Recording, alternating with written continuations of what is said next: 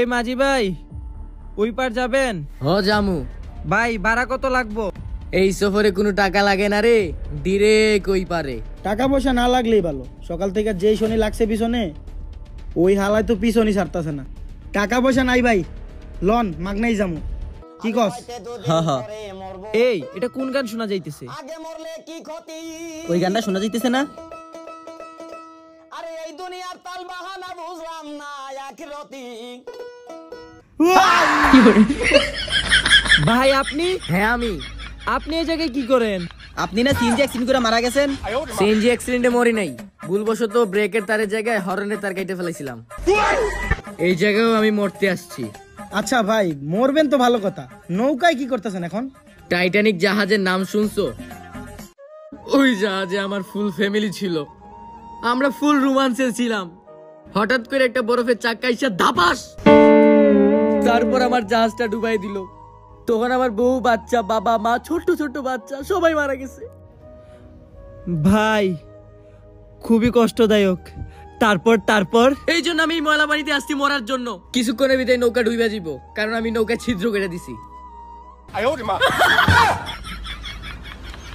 এই লালো সময় দুনিয়ায় থাইকে আর কি করবা, একদিন তো মইরেই যাইবা।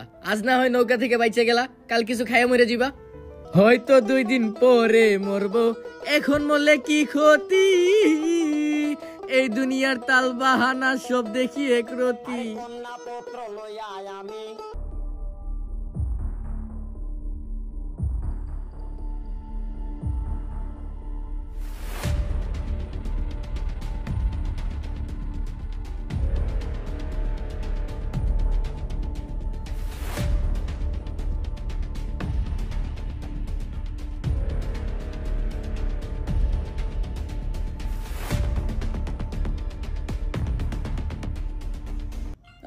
এই তৃষ্ণার ভিতরে কোক পাইছি রে।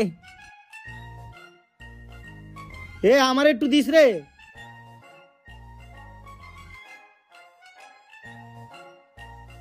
কলজাটা পুরা ঠান্ডা হয়ে গেছে রে।